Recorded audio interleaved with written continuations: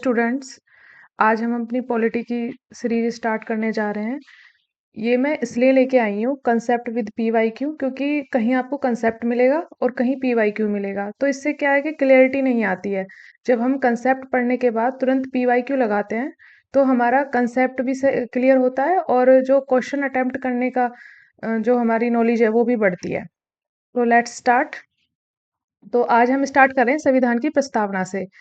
तो संविधान की प्रस्तावना प्रस्तावना से आप देखोगे हर वर्ड से क्वेश्चन बना हुआ है। अभी मैं जब पीवाईक्यू कराऊंगी तो आपको पता चलेगा। तो स्टार्ट करते हैं। जो हमारी प्रस्तावना है यहाँ से स्टार्ट होती है। हम भारत के लोग भारत को एक संपूर्ण प्रभुत्व संपन्न समाजवादी पथनिरपेक्ष लोकतंत्रात्मक गणराज्य बनाने के लिए तथा उसके समस्त नागरिकों को सामाजिक आर्थिक और राजनीतिक न्याय विचार अभिव्यक्ति विश्वास धर्म और उपासना की स्वतंत्रता प्रतिष्ठा और अवसर की समता प्राप्त कराने के लिए तथा उन सब में व्यक्ति की गरिमा और राष्ट्र की एकता और अखंडता सुनिश्चित करने के लिए दृढ़ संकल्प होकर अपनी इस संविधान सभा में आज दिनांक 26 नवंबर 1949 ईस्वी को यह संविधान अंगीकृत अधिनियमित और आत्मार्पित करते हैं। अब ये प्रस्तावना जहाँ तक है आप सभी ने पढ़ रखी होगी, लेकिन मेरा यहाँ लाने का कंसेप्ट जो है वो ये है कि आपको हर वर्ड का महत्व पता होना चाहिए, क्योंकि हर वर्ड से क्वेश्चन बनता है। तो प्रस्तावना का जो अर्थ और महत्व है यहाँ से भी क्वेश्चन बना हुआ है। प्रस्तावना संविधान की आत्मा कही जाती है। क्वेश्चन जो बना है वो ये है कि प्रस्तावना संविधान के लिए क्या है। तो जब आपको कंसेप्ट क्लियर होगा तभी बता पाएंगे कि प्रस्तावना संविधान की आत्मा कही जाती है। यह न केवल संविधान के उद्देश्य को बताती है, बल्कि यह भी दर्शाती है कि भारत का संविधान किन मूल्यों आदर्शों पर आधारित है। इसे संविधान की प्रस्तावना पाठिका भी कहा जाता है।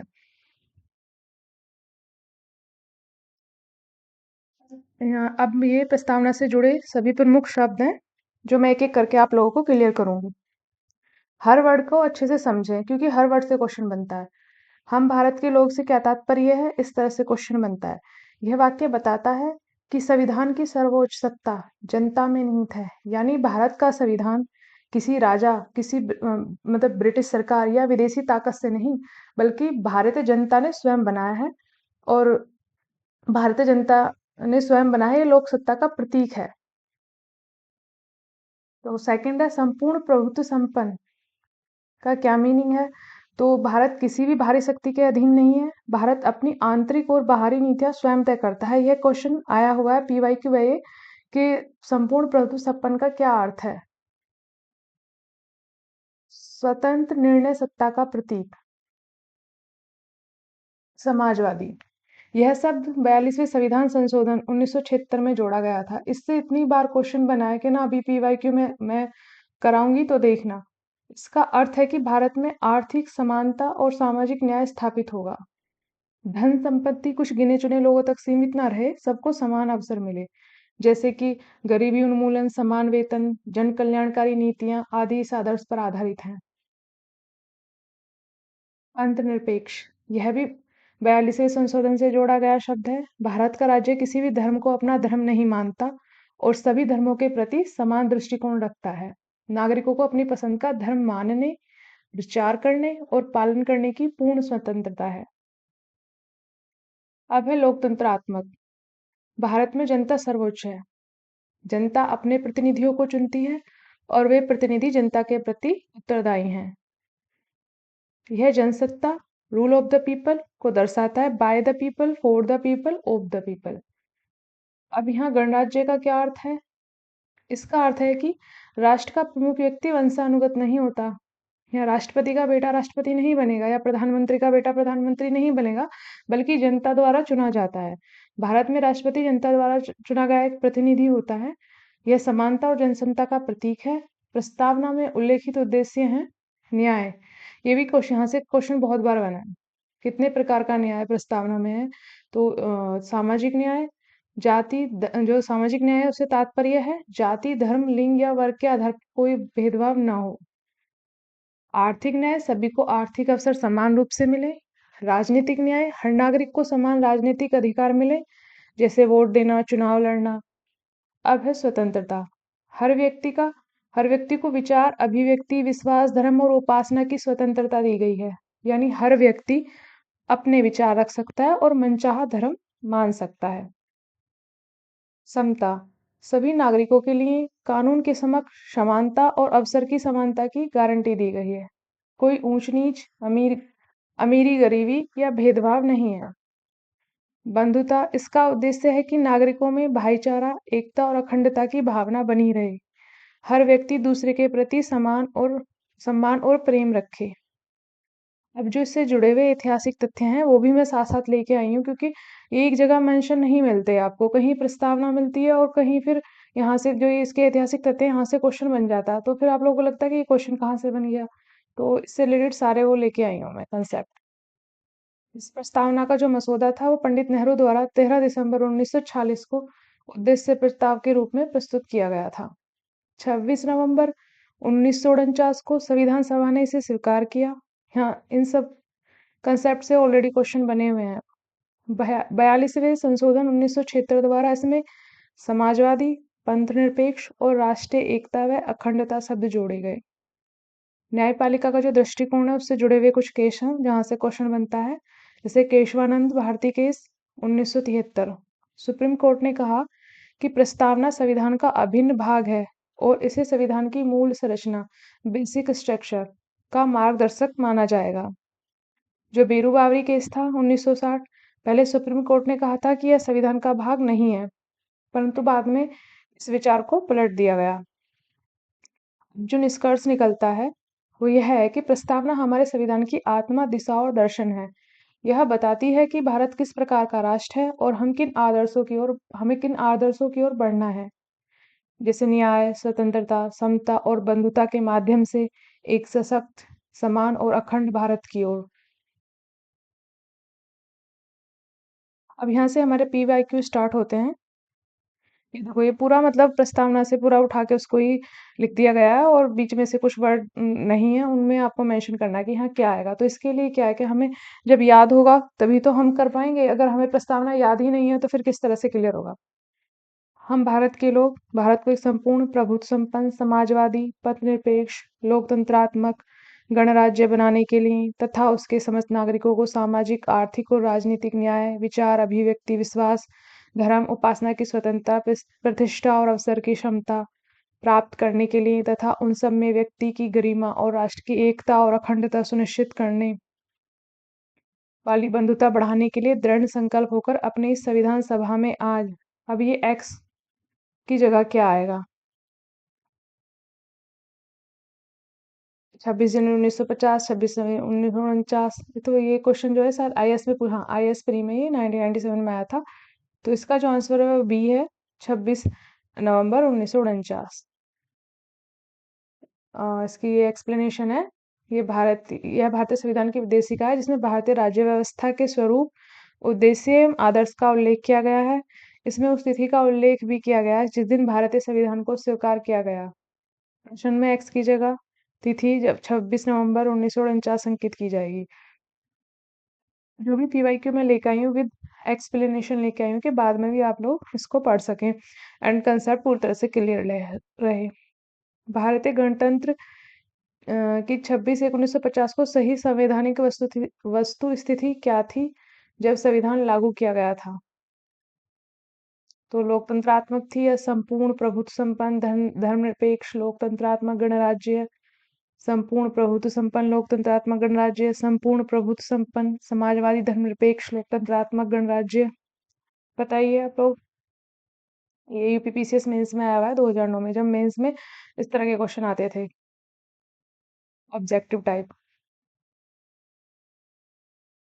और मतलब 2 बार रिपीट हुआ है।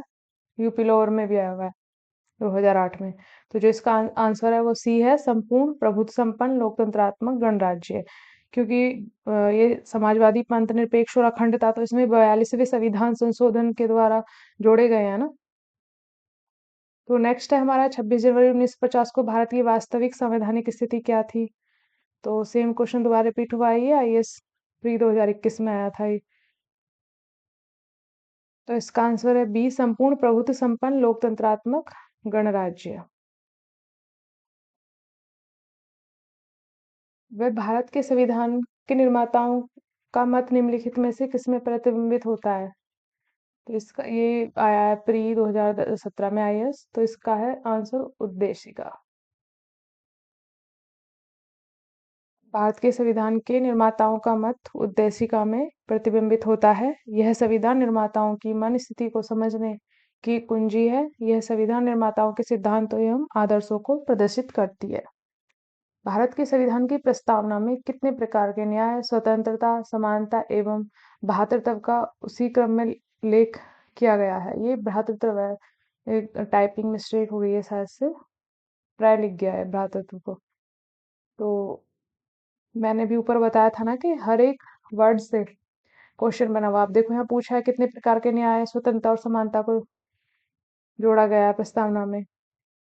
तो इसका जो आंसर है वो ये ए है। इस एक्सप्लेनेशन देख लेते हैं।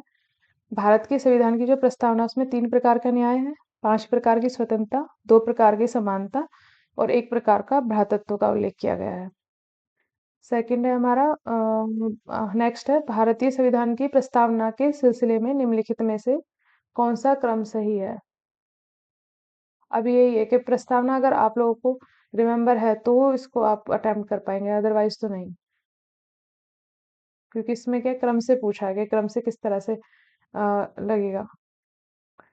तो इसमें शायद से पूरी जो, हाँ ये मैं इसीलिए लेके आई थी कि आप लोगों को पता चले कि किस तरह से कंफ्यूज क्रिएट होता है। और कई बार जो ऑप्शन होते हैं वो भी सारे रॉन्ग हो सकते हैं, जैसे इसमें है, इसमें कोई भी करेक्ट नहीं दिया गया है। इसका जो करेक्ट आंसर होगा सार्वभौम सत्ता संपन्न समाजवादी पंथ निरपेक्ष लोकतंत्रात्मक गणतंत्र। मैंने ये अलग से लिख दिया है कि ध्यान रखने योग्य तथ्य है कि संविधान में उल्लेखित शब्द ये हैं: संपूर्ण प्रभुत्व संपन्न समाजवादी पंथ निरपेक्ष लोकतंत्रात्मक गणराज्य। जो जनवादी शब्द है वो भारत के संविधान के उद्देशिका में नहीं है बल्कि चीन के में है। तो यहाँ पे सारे ऑप्शंस में दिया हुआ है ये जनवादी, तो इसलिए कोई भी करेक्ट नहीं है। हमारा जो है करेक्ट ये है, प्रभुत्व संपन्न समाजवादी पंथ निरपेक्ष और लोकतंत्रात्मक गणराज्य। नेक्स्ट वन है, भारतीय संविधान की प्रस्तावना में भारत को किस रूप में घोषित किया गया है? तो यह है सी, एक सार्वभौम समाजवादी पंथ निरपेक्ष प्रजातांत्रिक गणतंत्र। नेक्स्ट है, निम्नलिखित शब्दों पर विचार करें। सही शब्द को विचार अनुसार क्रम कीजिए। अब ये भी देखो क्रम पूछ लिया, इसलिए प्रस्तावना मैंने आपको शुरू में कराई है, उसको अच्छे से याद कर लीजिए। प्रस्तावना से क्रम के लेकर काफी क्वेश्चन बनते हैं। मतलब पीसीएस तो क्या आईएएस तक में बन जाते हैं। 2-3 क्वेश्चन तो मैं करा ही चुकी हूँ आईएएस के प्री के, देख लीजिए। तो इसका आंसर है ए। पहले आएगा आपका सार्वभौमिक, फिर आएगा समाजवादी, फिर आएगा धर्मनिरपेक्ष और फिर प्रजातांत्रिक। तो सार्वभौमिक, समाजवादी, धर्मनिरपेक्ष, प्रजातांत्रिक। अब भारतीय संविधान की प्रस्तावना में समाजवादी शब्द किस संशोधन में के तहत जोड़ा गया था? तो ये तो आप सभी को अब तक याद हो गया होगा कि 42वें संविधान संशोधन के द्वारा समाजवादी शब्द जोड़ा गया था। निम्नलिखित में से कौन सा 42वें संविधान संशोधन के द्वारा भारत के संविधान की प्रस्तावना में जोड़ा गया? तो समाजवादी, पंथ निरपेक्ष। अब देखो इतने सारे पीवाईक्यू लगाने से क्या फायदा हुआ? अब ये आपको सब बहुत अच्छे से रिमेम्बर हो गया होगा कि 42वें संविधान संशोधन द्वारा 1976 के द्वारा कौन से शब्द जोड़े गए। भारतीय संविधान के प्रस्ताव में धर्मनिरपेक्ष व समाजवादी शब्द, ये 42वें मतलब सेम है, रिपीट है, कई कई बार रिपीट हुआ है। देखो ये यूपीपीसीएस 2017 में और ये 2008 में आया है। निम्नलिखित में से कौन भारत को धर्मनिरपेक्ष राज्य वर्णित करता है? तो इसका आंसर है संविधान की प्रस्तावना, ऑप्शन बी से करेक्ट आंसर है। ऑप्शन बी, संविधान की प्रस्तावना ही तो हमें बताती है कि धर्मनिरपेक्ष राज्य। संविधान की प्रस्तावना के तहत भारत को धर्मनिरपेक्ष राज्य वर्णित किया गया है। यह सब संविधान में 42वें संविधान संशोधन द्वारा अधिनियम 1976 से जोड़ा गया है। नेक्स्ट क्वेश्चन, निम्नलिखित शब्दों में से कौन सा शब्द सन 1975 में भारतीय संविधान की प्रस्तावना में सम्मिलित नहीं था? तो देखिए आप, बंधु था, संप्रभु, समानता था, अखंडता नहीं था। अखंडता तो ये 1900 ये 42वें संविधान संशोधन द्वारा 1976 में जोड़ा गया ना। ये हाईलाइट कर दिया मैंने। तो नेक्स्ट क्वेश्चन, निम्नलिखित शब्दों में से कौन से शब्द 42वें संवैधानिक संशोधन द्वारा प्रस्तावना में जोड़े गए? तो सेम ही है वो, फर्स्ट पंथ निरपेक्षता और समाजवाद। इन जो भी ये तीन शब्द संविधान संशोधन के द्वारा जोड़े गए हैं, इन पे अनगिनत बार क्वेश्चन बने हैं। ये भी यूपीपी से 2010 का है। संविधान की उद्देशिका के संबंध में निम्नलिखित कथनों पर विचार करिए और दिए गए कूट की सहायता से बताइए कि इनमें से कौन सा सही है। तो ऑप्शन है कि पंडित नेहरू द्वारा प्रस्तुत ऑब्जेक्टिव प्रस्ताव अंतर्गोत्वा उद्देशिका बना, इसकी प्रकृति न्याय योग्य नहीं है, इसका संशोधन नहीं किया जा सकता, संविधान के विशिष्ट प्रावधानों को यह रद्द नहीं कर सकता।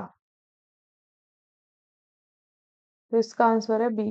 1, 2 और 4 करेक्ट है और थर्ड गलत है, क्योंकि इसका संशोधन नहीं किया जा सकता, ये गलत गलत है। इसका संशोधन किया जा सकता है, लेकिन उस हद तक किया जा सकता है कि जो हमारा संविधान है, जो उसका स्ट्रक्चर है, उसमें कोई प्रॉब्लम नहीं होनी चाहिए, जो उसके मेन वर्ड है।